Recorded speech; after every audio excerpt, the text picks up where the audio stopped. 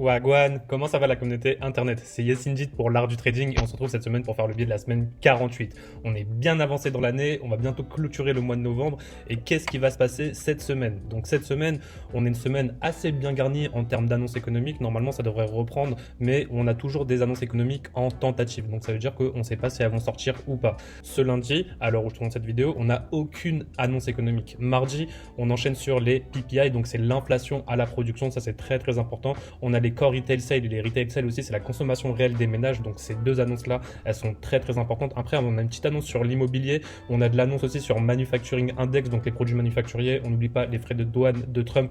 Peut-être que là, ça va enfin ressurgir. En plus, en ce moment, au niveau des États-Unis, ça se passe pas vraiment très bien, même si on essaie de faire croire que.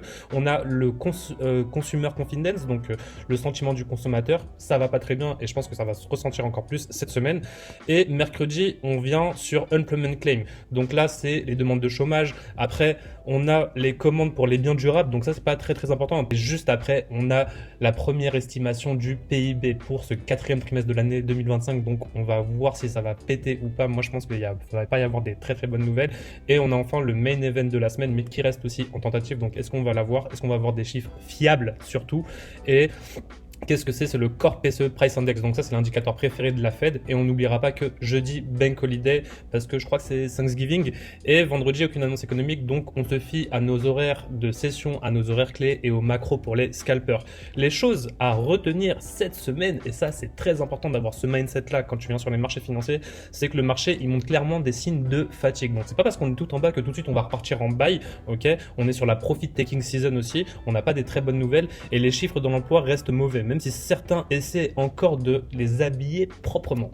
Et pendant ce temps-là, on a aussi l'or qui consolide sur ses plus hauts historiques, donc il continue pas à faire des plus hauts, hein, donc ça montre aussi peut-être quelque chose. On a le Bitcoin qui s'est effondré et on a les indices qui décrochent. Le Nasdaq, il a perdu 1200 points depuis l'ouverture de la semaine dernière et presque 1500 points depuis son plus haut de la semaine dernière, donc c'est énorme. On a une super grosse semaine bien volatile. Et aussi, il y a quelque chose à souligner et à garder en tête dans cette narrative actuelle, c'est que le secteur tech, lui, commence à s'interroger. L'IA, ça coûte extrêmement cher. Comment on va financer cette expansion? Forcément, là, actuellement, on a des boîtes qui font des chiffres incroyables et tout, mais elles ont besoin de ressources comme de l'électricité. Donc, on va peut-être devoir construire des barrages, construire des nouvelles centrales nucléaires, etc.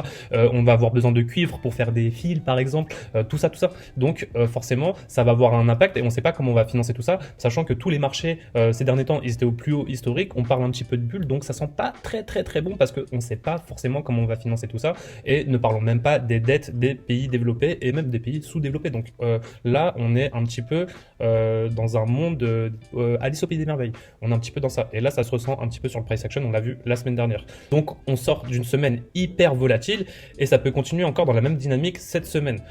Donc les main events de la semaine, ça va être quoi? Ça va être le PPI et le retail sale, donc ça va être important. Et mercredi, on a le chômage, le PIB et le core PCE, donc on retient bien ça. Et jeudi, Bank Holiday, vendredi, si vous avez déjà fait vos profits, partez en week-end tranquillement. Ceci étant dit, on va pouvoir passer maintenant sur la partie price action, maintenant qu'on a compris la narrative du marché, c'est parti. Donc à l'heure où je tourne cette vidéo, le marché il est déjà ouvert, on a déjà la London qui est passée, on est lundi, et donc ici on a le SP500 sur la gauche en monthly, le Nasdaq sur la droite en monthly. Et ce qu'on peut voir, c'est qu'on a un beau volume imbalance ici sur le SP500 qui a été atteint la semaine dernière et qui n'a pas été atteint sur le Nasdaq. Donc ça c'est une chose importante. Et comme on est en monthly et on est sur la 4e semaine du mois de novembre, celle qui va clôturer le mois, on doit essayer de comprendre comment cette bougie noire monthly du mois de novembre elle va clôturer. Est-ce qu'on va avoir une grande mèche ou est-ce qu'on va continuer à faire un corps un petit peu plus bas? Moi ici, le volume balance sur le Nasdaq qui est sous le prix actuellement, il m'intéresse beaucoup. Donc ceci étant dit, on va passer en weekly parce qu'on est quand même sur un biais weekly et on va regarder un petit peu ce qui s'est passé cette semaine. On va faire plutôt un focus sur le Nasdaq, ça va être plus facile. Et donc là, ce qu'on peut voir, c'est que ça c'est notre semaine actuelle, elle vient d'ouvrir ici, on ouvre sur cet ancien BC, donc qui est devenu IFVG, on a clôturé en dessous, et là maintenant on est en train de le réclamer, c'est peut-être juste simplement une manipulation. Ça c'est la bougie de la semaine dernière, on a bien Previous Week High, Previous Week Low ici, qui délimite notre dealing range dans lequel on va évoluer cette semaine, et est-ce qu'on va aller chercher le Previous Week Low, est-ce qu'on va chercher le Previous Week High, est-ce qu'on va s'arrêter au 50% du dealing range de la semaine dernière? Tout ça c'est des questions qu'on doit se poser.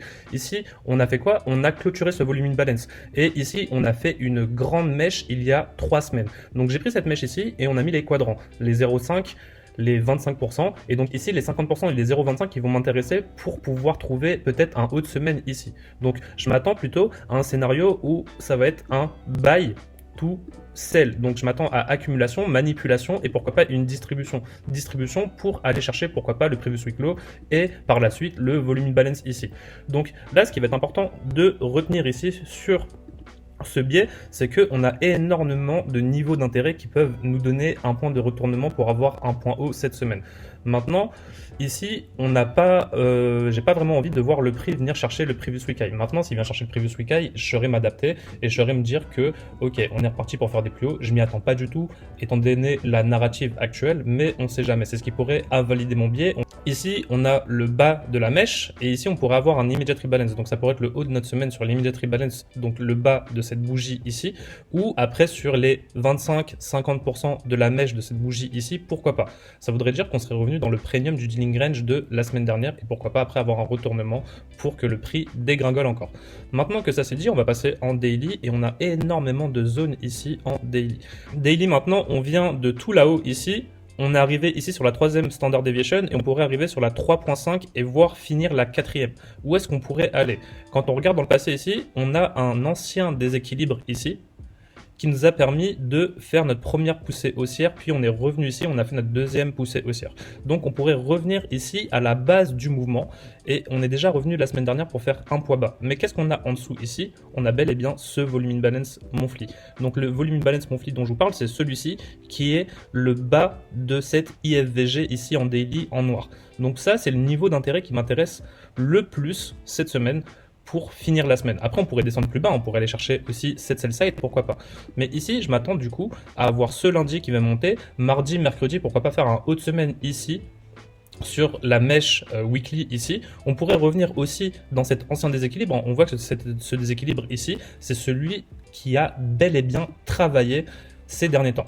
Ce déséquilibre, c'est celui qui nous a permis de faire l'ATH actuel et c'est celui sur lequel on est revenu avant de faire ce haut et qu'on descende violemment la semaine dernière. Et on est revenu dans ce déséquilibre ici, mais on voit bien que le corps de cette bougie ici, le corps de cette bougie ici, le corps de cette bougie ici de NFP la semaine dernière a clôturé sous cet ancien déséquilibre noir. Donc ça, c'est très très important qu'on le notifie.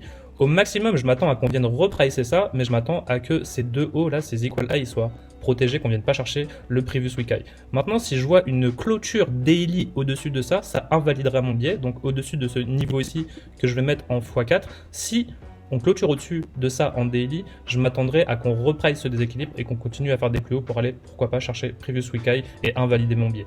Pour l'instant, ici, je m'attends, comme je vous l'ai dit, à faire un buy to sell. Donc ici, les niveaux qui vont m'intéresser, je vais vous les citer. On a les 50% ici, ou voire les 75% ici, au 24 977. Après, on a les 24 860, où je m'attends à pourquoi pas faire un point haut de la semaine, 24 743.